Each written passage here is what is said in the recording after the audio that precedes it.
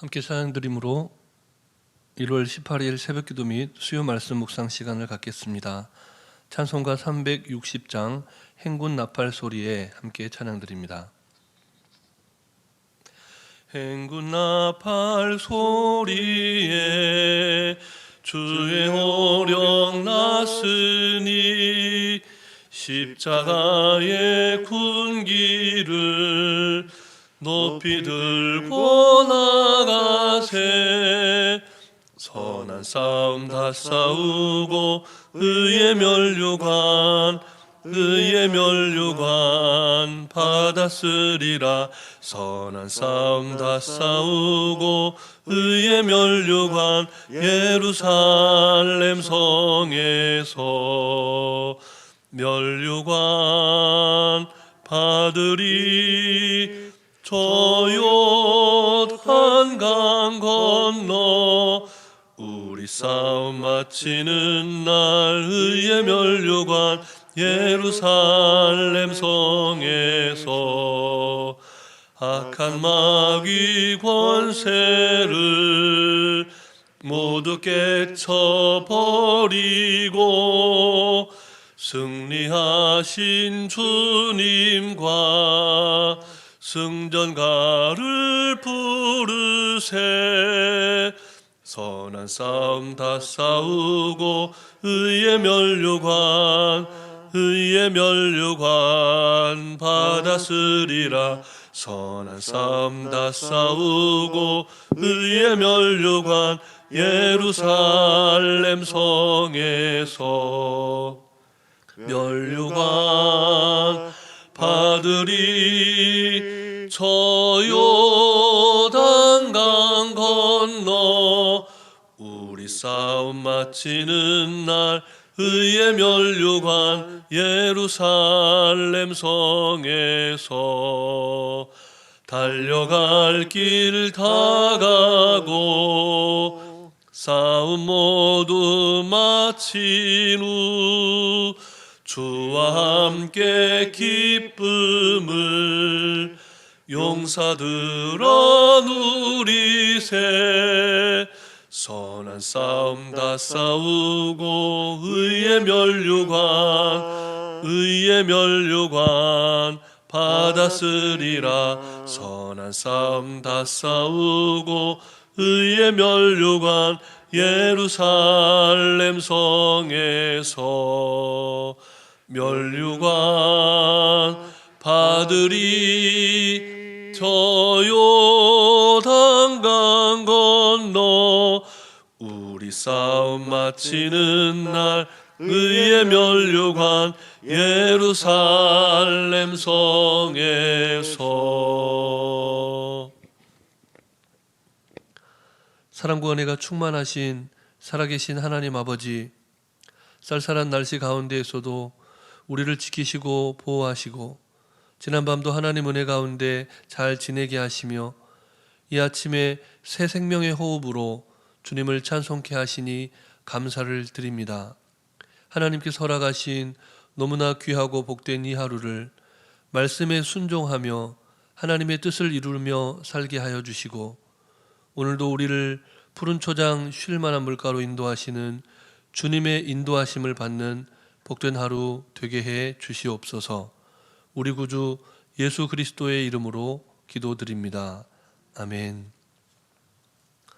계속해서 우리에게 주시는 하나님 말씀은 구약성경 민수기 10장 말씀입니다. 10장 11절부터 36절까지 말씀을 함께 교독하시겠습니다. 둘째 해 둘째 달 스무 날에 구름이 증거의 장막에서 떠오르매 이스라엘 자손이 시내 광야에서 출발하여 자기 길을 가더니 바란 광야에 구름이 머무느니라. 이와 같이 그들이 여호와께서 모세에게 명령하신 것을 따라 행진하기를 시작하였는데 선두로 유다 자손의 진영에 군기에 속한 자들이 그들의 진영별로 행진하였으니 유다 군대는 암미나답의 아들 나손이 이끌었고 이사갈 자손 지파의 군대는 수알의 아들 느다넬이 이끌었고 스불론 자손 지파의 군대는 헬론의 아들 엘리압이 이끌었더라. 이에 성막을 거두매 게르손 자손과 무라리 자손이 성막을 메고 출발하였으며 다음으로 르우벤 진영의 군기에 속한 자들이 그들의 진영별로 출발하였으니 르우벤의 군대는 스데울의 아들 엘리술이 이끌었고 시므온 자손 지파의 군대는 수리사대의 아들 슬루미엘이 이끌었고 갓 자손 지파의 군대는 드루엘의 아들 엘리아삽이 이끌었더라. 고앗이는 성문을 메고 행진하였고 그들이 이르기 전에 성막을 세웠으며 다음으로 에브라임 자손 진영의 군기에 속한 자들이 그들의 진영별로 행진하였으니 에브라임 군대는 암미우스의 아들 엘리사마가 이끌었고 므낫세 자손 지파의 군대는 부다술의 아들 가말리엘이 이끌었고 베냐민 자손 지파의 군대는 기드오니의 아들 아비단이 이끌었더라. 다음으로 단 자손 진영의 군기에 속한 자들이 그들의 진영별로 행진하였으니 이 군대는 모든 진영의 마지막 진영이었더라. 단 군대는 암미사대의 아들 아히에셀이 이끌었고 아셀 자손 지파의 군대는 오그란의 아들 바게엘이 이끌었고 납달리 자손 지파의 군대는 에난의 아들 아히라가 이끌었더라. 이스라엘 자손이 행진할 때 이와 같이 그들의 군대를 따라 나아갔더라. 모세가 모세의 장인 미디안 사람 르우엘의 아들 호밥에게 이르되 여호와께서 주마하신 곳으로 우리가 행진하나니 우리가 동행하자. 그리하면 선대하리라. 여호와께서 이스라엘에게 복을 내리리라 하셨느니라. 호밥이 그에게 이르되 나는 가지 아니하고 내 고향 내 친족에게로 가리라.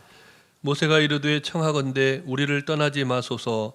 당신은 우리가 광야에서 어떻게 진칠지를 아나니 우리의 눈이 되리이다. 우리와 동행하면 여호와께서 우리에게 복을 내리시는 대로 우리도 당신에게 행하리이다. 그들이 여호와의 산에서 떠나 3일 길을 갈 때에 여호와의 언약궤가 그 3일 길에 앞서가며 그들의 쉴 곳을 찾았고 그들이 진영을 떠날 때에 낮에는 여호와의 구름이 그 위에 덮였더라.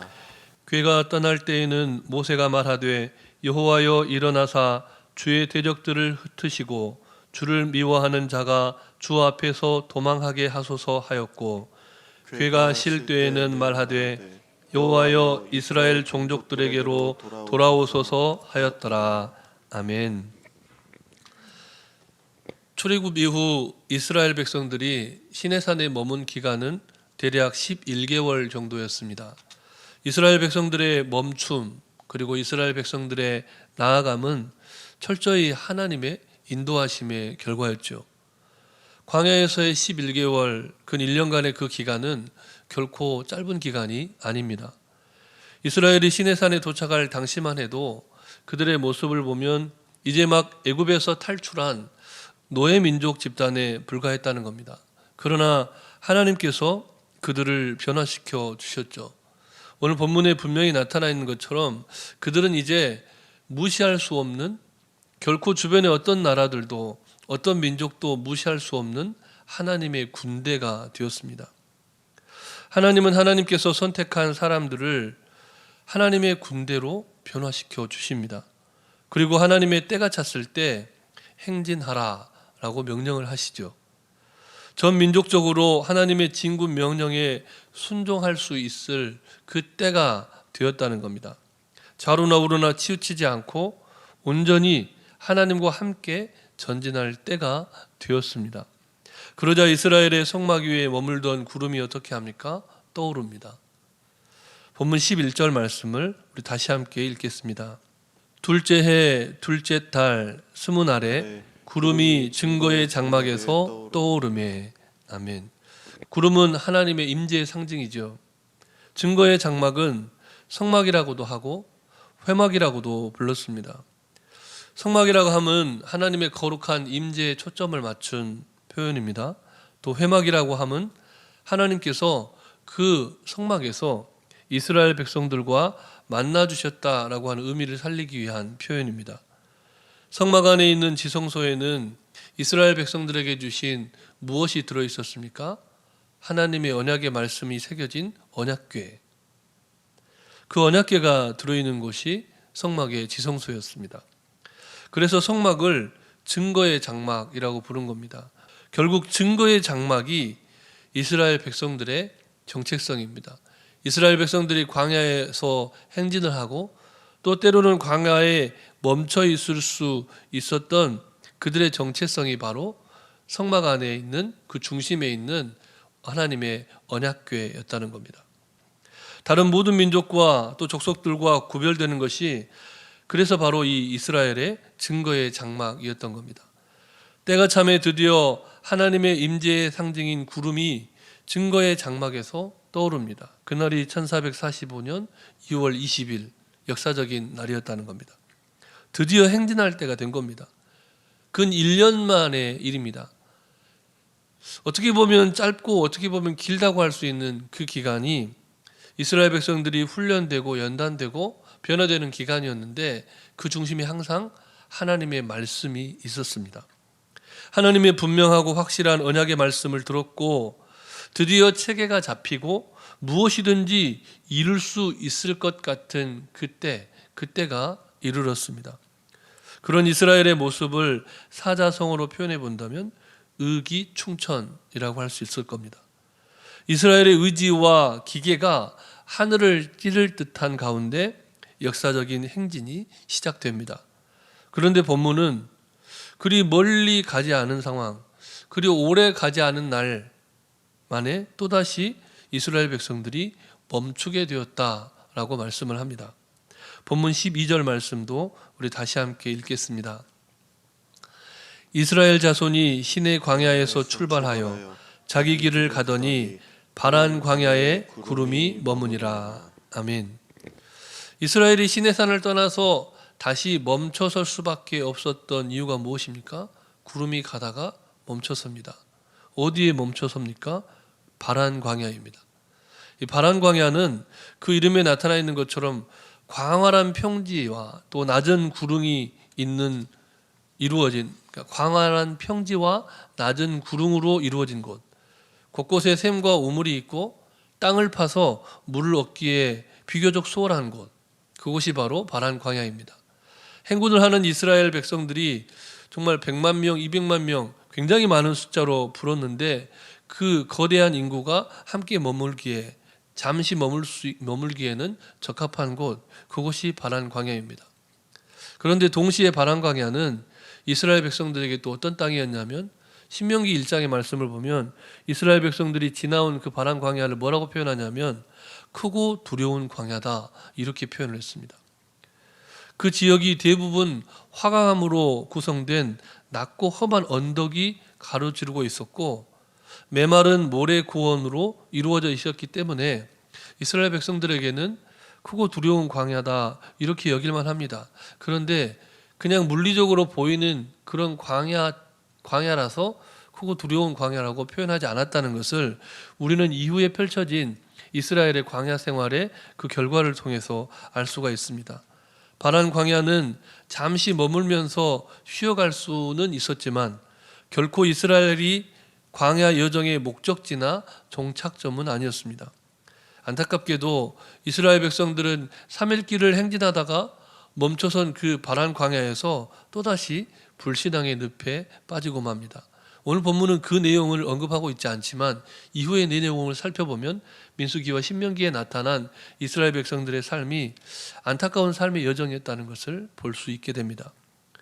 그럼에도 불구하고 시내산을 떠나서 바란 광야에 도착하는 여정에서 이스라엘이 보여준 모습은 너무나 멋져 보입니다. 이유가 무엇입니까? 그들이 하나님의 말씀에 순종했기 때문입니다. 본문 13절 말씀도 우리 다시 함께 읽겠습니다. 이와 같이 그들이 여호와께서 모세에게 명령하신 것을 따라 행진하기를 시작하였는데. 아멘. 그리스도인도 언제가 가장 멋져 보입니까? 사랑할 때입니다. 온몸과 마음과 영혼을 다해 하나님을 사랑하고 그와 같이 이웃을 사랑할 때 그때가 그리스도인이 가장 멋져 보이는 때입니다. 하나님의 모든 말씀의 핵심이 무엇이기 때문입니까? 사랑이기 때문입니다. 말씀에 순종하여 이스라엘이 행진했다는 것은 말씀의 본질을 따라서 행진했다는 것이고, 말씀을 따라가던 이스라엘이 멈추었다는 것도 하나님의 말씀에 순종했다는 것인데, 오늘날 우리가 아는 하나님의 말씀의 핵심은 사랑입니다. 내가 너희를 사랑한 것 같이 너희도 서로 사랑하라. 사도 요한은 요한복음 13장 34절에서 분명하게 이 말씀이 바로 예수 그리스도께서, 말씀이 육신이 되어 이 땅에 오신 예수 그리스도께서, 말씀 자체이신 예수 그리스도께서 우리에게 주신 새 계명이라고 분명하게 선포했습니다. 이스라엘이 하나님의 언약의 말씀을 그 중심에 두고 행진하였고, 하나님께서는 그 언약의 말씀을 모신 성막에 충만히 임재하심으로써 이스라엘이 하나님께서 선택하신 백성이고 하나님께서 도우시는 백성임을 알게 하셨습니다. 마찬가지로 우리도 하나님의 말씀을 따라, 그 말씀의 본질인 사랑을 따라 행하고 사랑을 따라 멈춰설 때 우리가 하나님의 백성임을 온 세상 가운데 드러내게 된다는 것입니다. 시내산을 떠나 바란 광야에 이르기까지 이스라엘은 결코 언약의 말씀보다 앞서가지 않았습니다. 사랑보다 앞서지 않고 사랑보다 뒤처지지 않는 그 믿음이 오늘 우리에게 필요한 것이죠. 그럴 때 하나님께서 어떻게 하셨습니까? 본문 33절과 34절 말씀을 다시 함께 읽겠습니다.